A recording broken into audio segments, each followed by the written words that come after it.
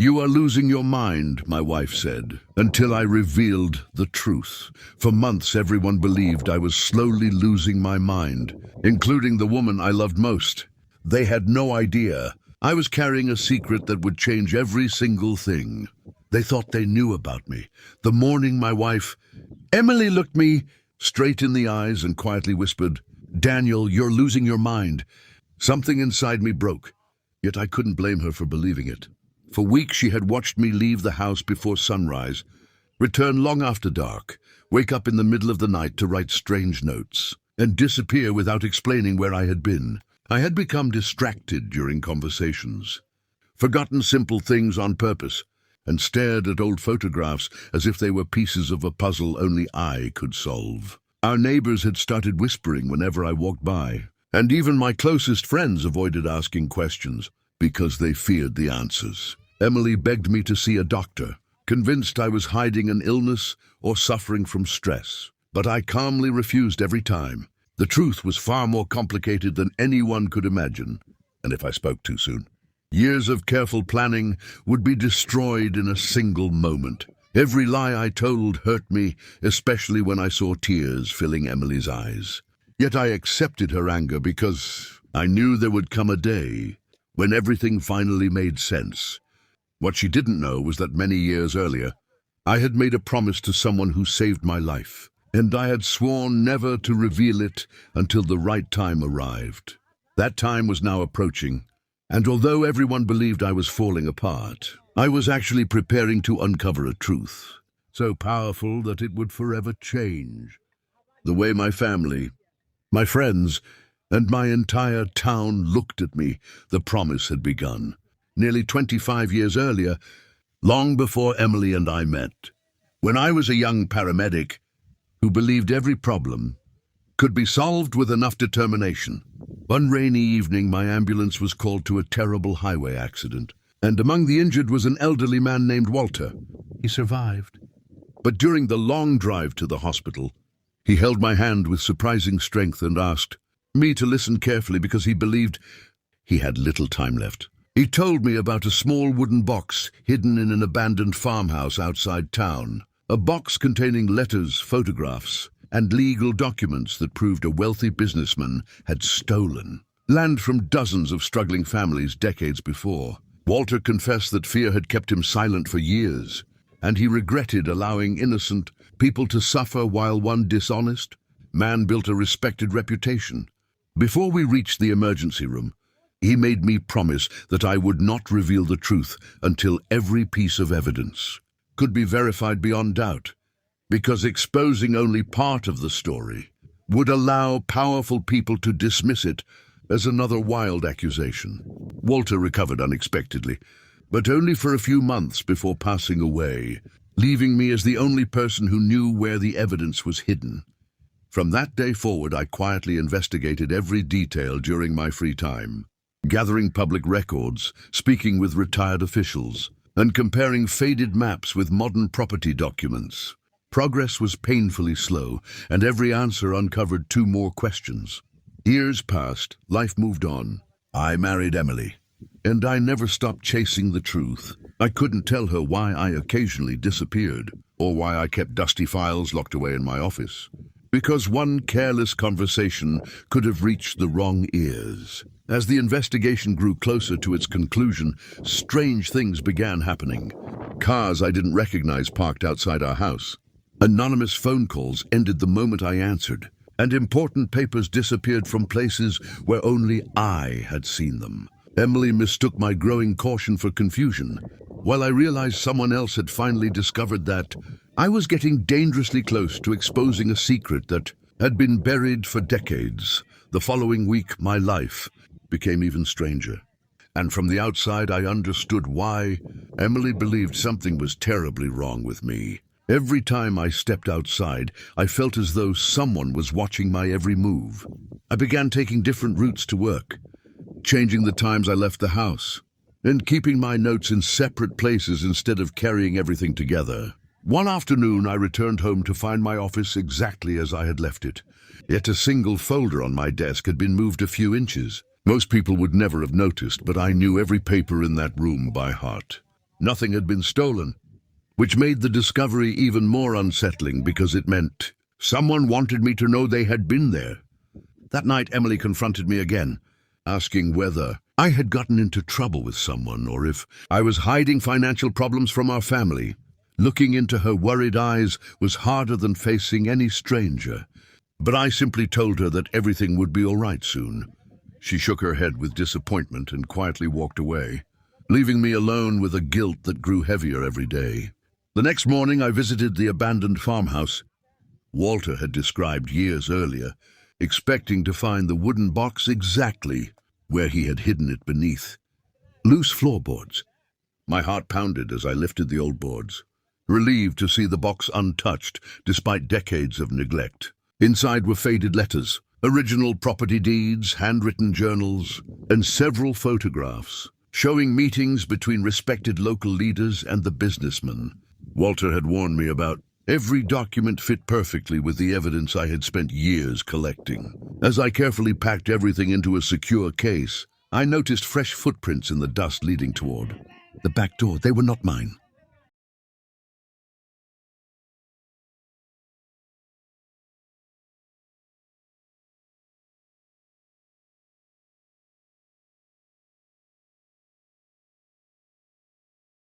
Someone else had recently searched the same building and had missed the hidden compartment by only a few inches.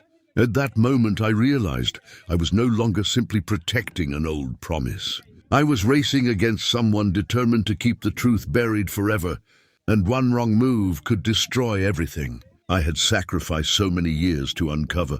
Left the farmhouse with the wooden box locked inside the trunk of my car, but instead of feeling relieved, I felt a growing sense of urgency that refused to leave my mind. Every passing vehicle looked suspicious, and every stoplight seemed to last longer than usual.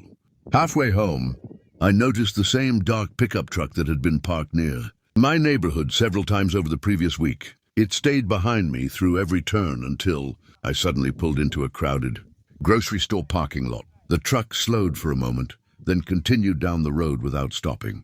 That was enough to convince me my fears were not imaginary. I immediately drove to a trusted attorney who had quietly helped me verify public records over the past year. Without revealing every detail, I handed him copies of the most important documents and instructed him to keep them secure if anything unexpected happened to me. He looked at the evidence in silence before saying, "Daniel, if these papers are genuine, they could change the history of this town." Hearing those words reminded me why I had carried this burden for so long. When I arrived home that evening, Emily was waiting at the kitchen table with tears in her eyes. She told me she had spoken to my brother, who also believed I needed professional help because my behavior had become impossible to understand. For a brief moment, I almost told her everything, but I stopped myself, knowing that if she learned the truth too early, she could become a target as well. Instead, I apologized for the pain I'd caused her and promised that very soon every question would have an answer. She searched my face, hoping to find reassurance, but all she saw was a tired man carrying a secret too heavy to explain. As I walked toward my office that night, I found a plain white envelope slipped beneath the front door. There was no name, no return address, only a single typed sentence inside that made my blood run cold. "Some promises are worth dying with. Stop searching before your family pays the price." My hands trembled as I read the anonymous note again and again, hoping I had misunderstood its meaning. But the message was painfully clear. Whoever had sent it knew exactly what I was investigating. And worse, they knew where my family lived. For several minutes I stood alone in the hallway, listening to Emily moving around in the kitchen, completely unaware that a stranger had just threatened our lives. My first instinct was to call the police, yet I knew a single unsigned letter would be dismissed as nothing more than a cruel prank. Instead, I quietly placed the note inside a protective folder with the rest of the evidence, believing it might become important later. That night I barely slept. Every sound outside the house forced me to look through the curtains, expecting to see someone watching us from the darkness. The following morning, I installed new security cameras around the property without telling Emily the real reason. pretending I had found them on sale and wanted extra peace of mind. She appreciated the effort, but remained convinced that my growing suspicion of everything around us was another sign that I was losing control. Her words hurt because they came from love, not anger, and I hated that the person trying hardest to help me was the one I had to keep in the dark. Later that afternoon, I arranged a meeting with an elderly, retired judge who had once served during the years Walter described in his journals. I carried only photocopies of the documents, leaving the originals locked safely away. As the judge slowly examined each page, his expression changed from curiosity to disbelief. He recognized several signatures immediately and admitted that rumors of corruption had circulated for decades, but no one had ever produced enough proof to challenge the powerful families involved. Before I left, he looked directly at me and said, "Daniel, once this truth comes into the open, there will be no turning back. People will try to silence you because they have spent their entire lives protecting these lies." Walking back to my car, I realized the moment I had prepared for over so many years was finally approaching. Yet I also understood that revealing the truth would test not only my courage, but the strength of everyone I loved, especially Emily, who still believed she was watching her husband slowly lose his mind when, in reality, I was closer than ever to proving that every strange decision I had made had a purpose all along. The retired judge's warning stayed with me throughout the drive home, echoing in my mind with every mile. By the time I reached the house, I had already decided that if anything happened to me, the evidence would still find its way into the right hands. I spent the evening making copies of every document, every photograph, and every handwritten journal, storing them in separate sealed envelopes with detailed instructions. I mailed one set to my attorney, another to the retired judge, and placed a third in a secure deposit box that only I could access. For the first time in months, I felt as though I had taken control instead of simply reacting to danger. But that feeling disappeared the next morning, when I discovered one of the security cameras had stopped recording during the middle of the night. At first, I assumed it was a technical problem, until I reviewed the footage from the remaining cameras. A hooded figure had entered our yard just after 2 o'clock in the morning, walked directly toward the disabled camera, and vanished from view before reappearing several minutes later, as they calmly left through the front gate.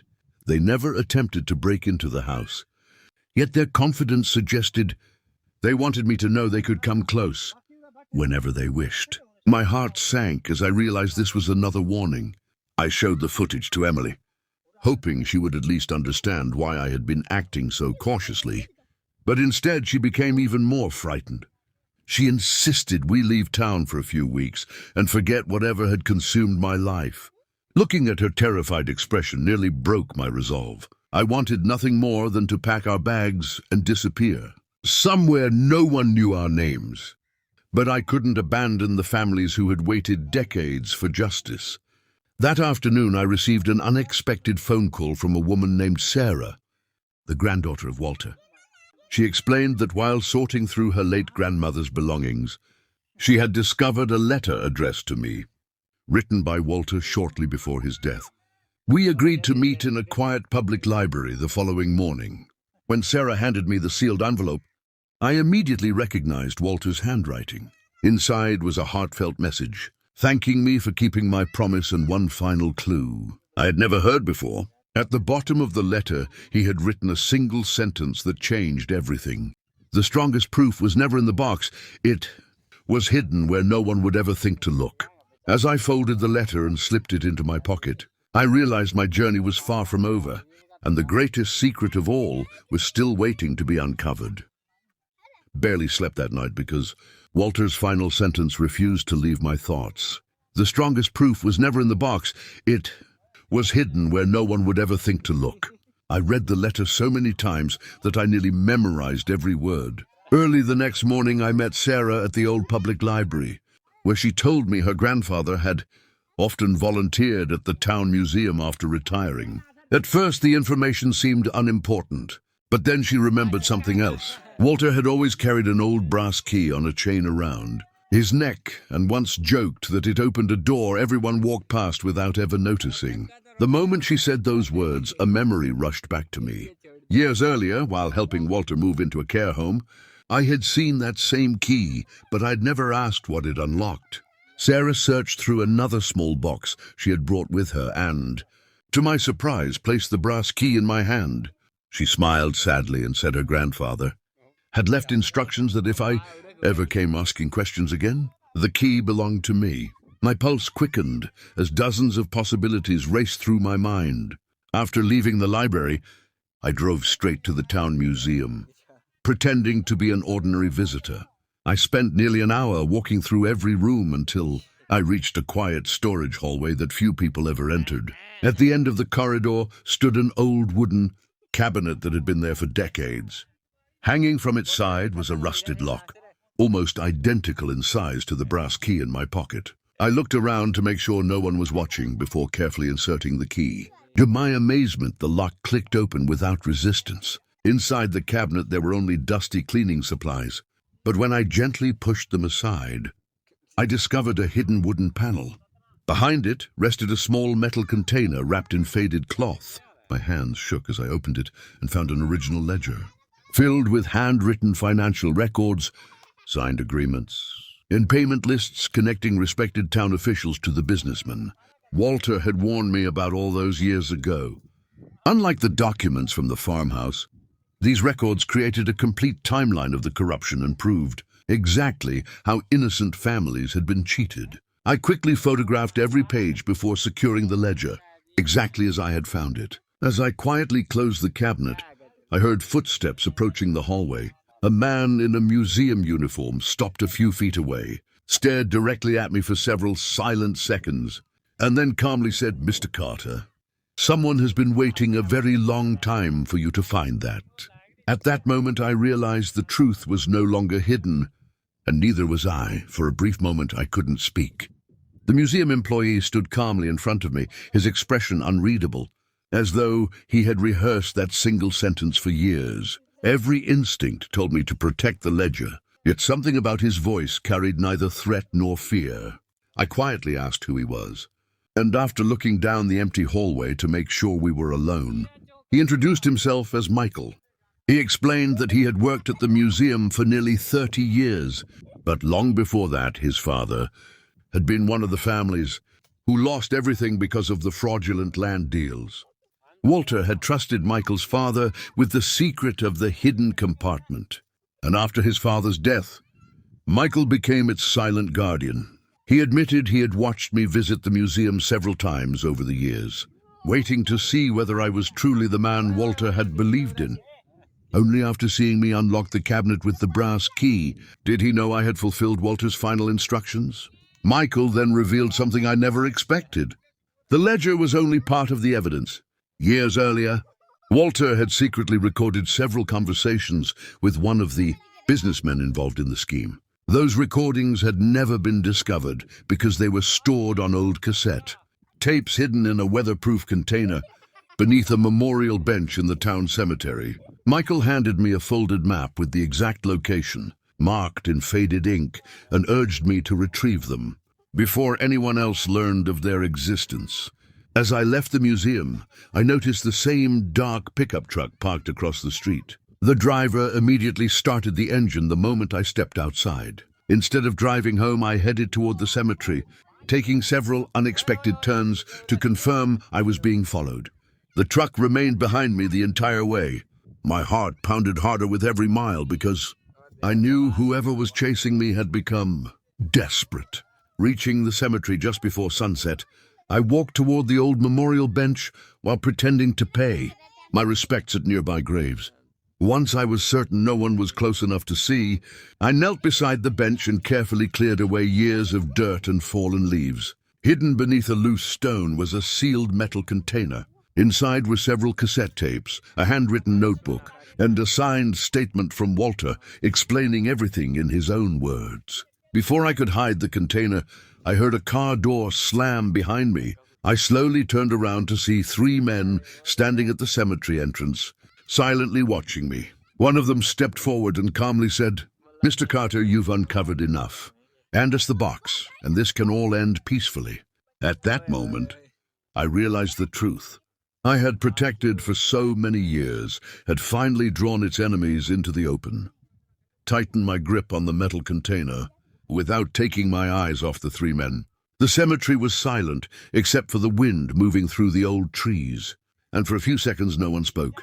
The man in the middle took another step forward and repeated his demand in a calm voice, insisting that I hand over the box before anyone made a mistake they would regret. I looked around and realized there was nowhere to run without putting the evidence at risk.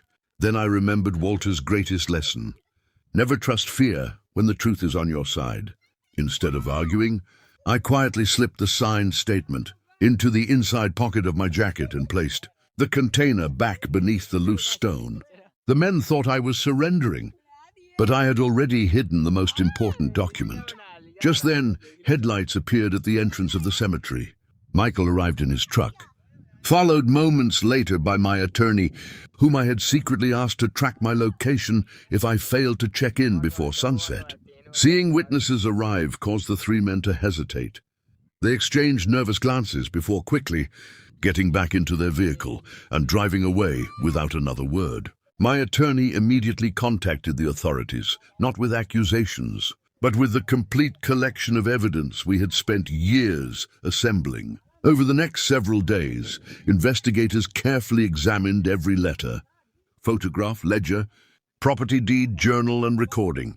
Independent experts confirmed that the documents were authentic and that they matched official public records that had remained overlooked for decades. The story spread through the town faster than anyone expected.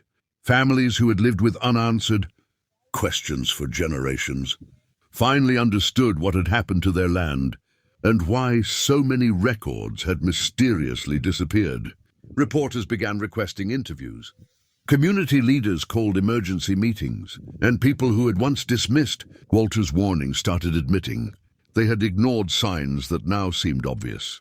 Throughout all of it, I remained strangely quiet, because one conversation mattered more to me than every headline being written. I knew it was finally time to tell Emily everything. She deserved the truth more than anyone else.